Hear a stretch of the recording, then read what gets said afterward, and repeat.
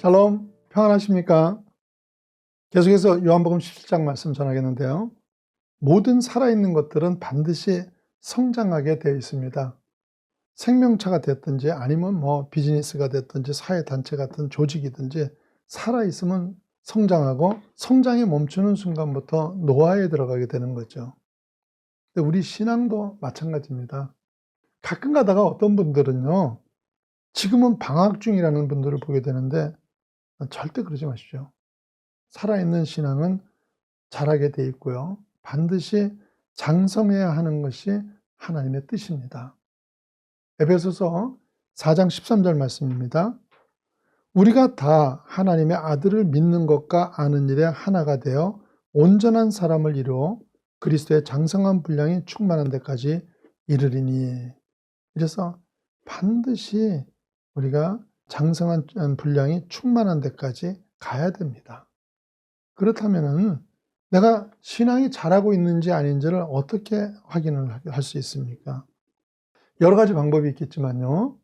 가장 확실한 확인은요.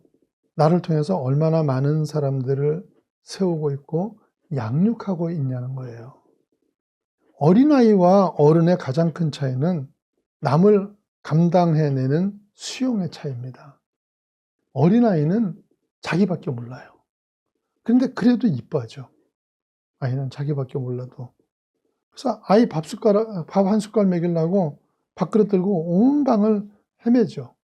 그래도 먹어만 주면 칭찬해요. 그런데 나이가 30이 넘어서도요, 내 배만 생각하고 있으면 이거는 푼수죠. 이건 칭찬하는 사람 없죠. 그런데 사람이 나이를 먹고 장성하면 그러니까 반드시 이렇게 남을 배려하고 나보다 약한 사람을 감당하면서 사는 게 그게 당연한 일인 거예요. 신앙도 똑같습니다. 처음 나온 초신자는요, 주일 예배 한 번만 나와줘도 주변 사람들이 기뻐하고 다 박수쳐요. 기도도 내 문제, 내 욕심만을 위해서 기도했는데도요, 사람들이 흐뭇해하고 칭찬하죠. 이렇게 시작된 신앙생활이지만 점점 장성해 가면서 내가 져야 하는 책임이 생기게 되는 거예요. 나 하나 잘했다, 이게 끝이 아니라 내게 맡겨진 자들이 있게 되고요. 또 그들을 세워나가면서 또 그게 신기하리만치 나를 기쁘게 만들고 나 자신을 성장케 만드는 거예요. 이게 신앙생활이에요. 정상적인 신앙생활이에요. 그런데 20년, 30년 교회를 다녀도 여전히 나를 못 벗어나는 사람들, 나만 알아달라고, 그리고 끊임없이 원망하고 불평하고 사는 거예요. 이게 어린 신앙이죠. 어린 신앙들의 특징을 에베소서 4장 14절에서는요. 이는 우리가 이제부터 어린아이가 되지 아니하여 사람의 속임수와 간사한 유혹에 빠져 온갖 교훈의 풍조에 밀려 요동하지 않게 하려 함이라 이러죠. 어린 신앙의 특징이 뭐라고요? 요동하는 신앙이에요. 이게 어린 신앙의 특징이에요. 그런데 여러분요, 현대 교회의 심각한 문제가 뭔지 아세요? 어린 신앙이 많은 게 아니에요. 이게 어떤 사람이 됐든지 간에 장성함에 이르기 위해서는 반드시 어린 시절이 있기 마련이잖아요. 그렇잖아요. 그러니까 어린 게 문제가 되는 건 아니에요. 이때 잘 양육됨으로 인해 가지고 좋은 신앙인으로 설 수 있게 되는데요. 그러니까 교회에 어린 신앙이 있는 거는 당연한 일이고 오히려 어린 신앙이 있다는 건 좋은 일입니다. 그런데 문제는 뭐냐면요. 이들이 간사한 유혹에 빠지고 신앙이 요동할 때 바르게 붙잡아 줄 사람들이 얼마 없다는 거예요. 물론 많은 신자들이 남을 돕고 신앙 세우는데 도움이 되기를 원합니다. 나에게 맡겨진 생명이 있다 그러면은 이 맡게 된 사람들에 대해서 누구나가 다 잘 양육하고 싶고 그런 마음 가지고 있습니다. 어느 누구도요, 내게 맡겨진 그런 어린 신앙을 시험에 들게 하거나 믿음에서 떨어뜨리게 하고 싶은 사람은 아무도 없어요. 그런데 여러분요, 그런 마음을 가지고 있다 해서 누구나 다 잘 세울 수 있는 건 아니에요. 학생이 공부 잘하고 싶은 마음이 있다 그래서 다 공부 잘하는 거 아닌 것처럼요. 잘하고 싶은 마음은 다 가지고 있지만요. 어떤 사람은 자기한테 맡겨진 사람을 정말 훌륭한 하나님의 사람으로 세우지만요. 어떤 사람은 그 신앙을 뿌리까지 싹둑 잘라버리는 사람들도 있어요. 그래서 이 문제는 굉장히 심각하게 생각하셔야 돼요. 마태복음 18장 6절과 7절 말씀입니다. 누구든지 나를 믿는 이 작은 자 중 하나를 실족하게 하면 차라리 연자 맷돌이 그 목에 달려서 깊은 바다에 빠뜨려지는 것이 나으니라. 실족하게 하는 일들이 있음으로 말미암아 세상에 화가 있도다. 실족하게 하는 일이 없을 수는 없으나 실족하게 하는 그 사람에게는 화가 있도다. 그랬어요. 어린 신앙을 실족하게 하는 사람은요, 차라리 연자 맷돌을 목에 달고 그다음 바다에 빠져 죽는 게 더 낫다 그러시니까 얼마나 심각한 얘기예요, 이건. 우리는 열심만 있으면 된다고 생각하는데 열심이 다가 아니에요. 열심이 있어도 신기하리 많지 그 열심으로 사람을 넘어뜨리는 사람들이 있는 거예요. 그래서 우리가 맡겨주신 생명 기분 맞춰주고 밥 사준다고 되는 게 아니라요.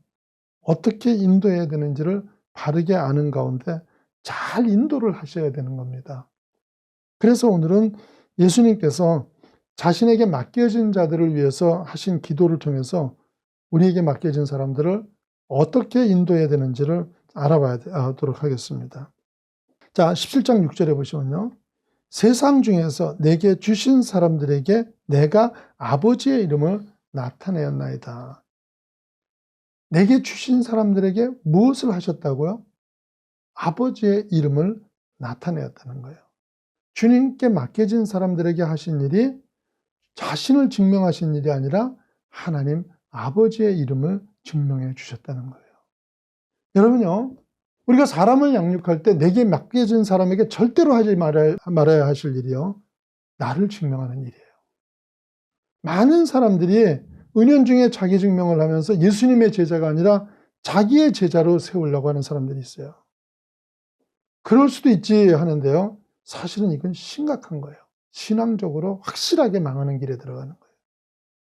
왜 나쁘냐면요, 사실은요, 사람이 별로 사실은 나타날 게 없고 증명할 게 없습니다. 인간은 누구나 다. 그냥 지낼 때는 그런 대로 괜찮아 보였어도요, 막상 자랑하려고 보면요, 아무것도 없는 게 다 인간들이에요. 그렇기 때문에 자기 자랑을 하려는 사람은요, 반드시 남을 끄집어내리게 돼 있어요. 그래서 자기 나타내려고 하는 사람은요, 어린 신앙을 데리고 앉으면은요, 반드시 어떻게 해요? 주변의 형제들의 허물을 들추면서 자기를 증명하게 돼 있어요. 그래서 근데 신앙이 어린 사람이 이런 얘기를 자꾸 듣다가 보면 점점 신앙의 기쁨을 잃어버리게 되고요, 하나님이나 교회에 대한 신뢰를 잃어가게 되는 거예요. 이게 교회 안에서 흔하게 벌어지는 일들이에요. 이런 바탕 위에서 양육이 되고 있으니까 본을 받은 모본이 없게 되는 거고요. 그리고 자기 경험과 자기 판단으로 신앙생활을 하다가 막상 어려운 일을 닥치게 되면 그냥 실족해버리고 마는 거예요.